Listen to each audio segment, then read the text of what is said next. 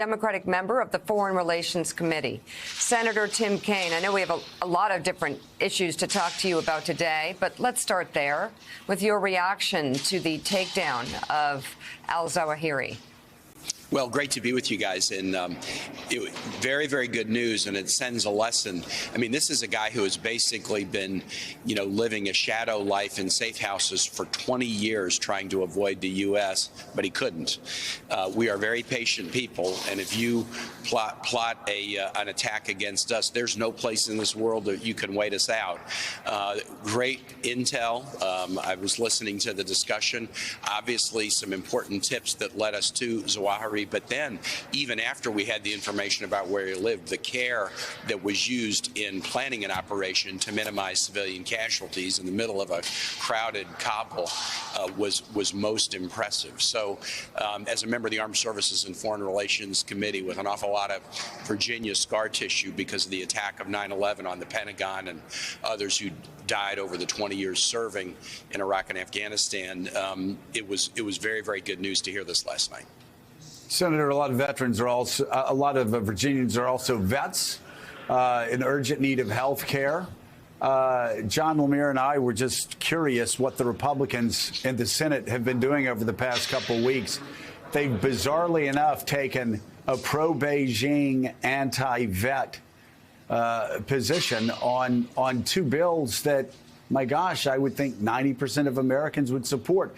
You look at that radicalism, the radicalism of opposing universal background checks that 90% of Americans support, the radicalism of passing legislation on state levels that force 10-year-old rape victims to cross state lines because they're afraid that they're going to be compelled to have a forced birth of their rapist's baby.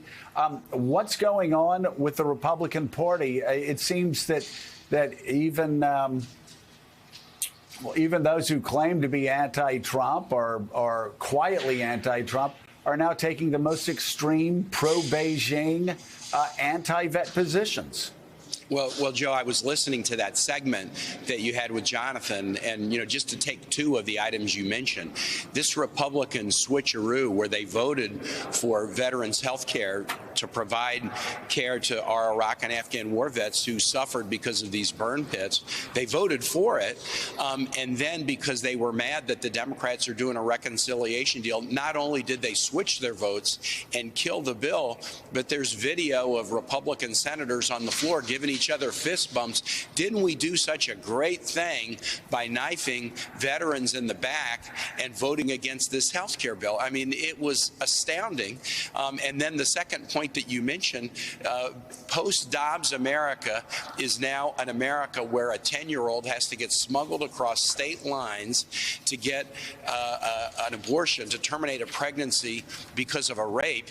And what does Indiana do in the aftermath of that? They try to say, wow, we ought to be compassionate to 10-year-olds. No, the Republican Attorney General in the state is slandering and attacking the doctor who provided the care, and the Indiana legislature is trying to close loopholes so that a 10-year-old can't get this kind of care in the Hoosier state. What have we come to?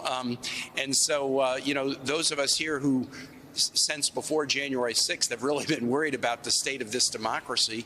It just means that we have to work even harder to build bridges and inject some common sense into a politics that seems like it's going haywire.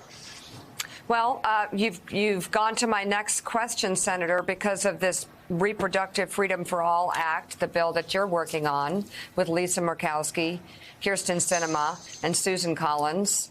What are the chances that this will go through? Because at this point, we're looking at a Republican Party that that is really pushing back at a lot of things that women considered part of their daily lives, part of their daily rights. Absolutely, Mika. American women had relied for 50 years on the basic case, the Roe versus Wade and Casey and Griswold, and the Supreme Court just took it all away with the Dobbs decision, massively misinterpreting what the 14th Amendment was designed to do, ignoring a century of precedent, including 50 years of precedent about reproductive rights. We had two votes earlier this year on a Democratic bill, the Women's Health Protection Act, which I voted for. But in the the first instance in February, we only got 49 votes. And when we were queuing up the same bill for a second vote in May, I started to think, I don't think it sends a good signal if the Senate, if it seems like only a minority of the Senate wants to protect women's reproductive freedom. And I think we're leaving some votes on the table. So I went out to colleagues who I knew wanted to codify the holdings of Roe into federal statute and said, okay, if the WHPA isn't what you like, can we do it a different way?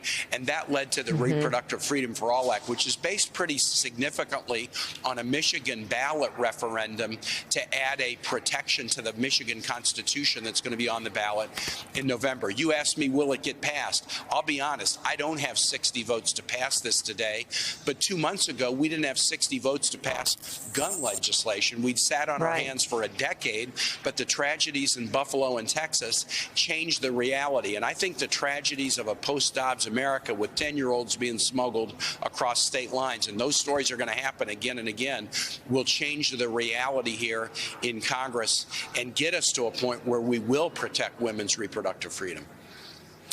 Democratic Senator Tim Kaine of Virginia, thank you. A really important morning to have you on. Thank you very much.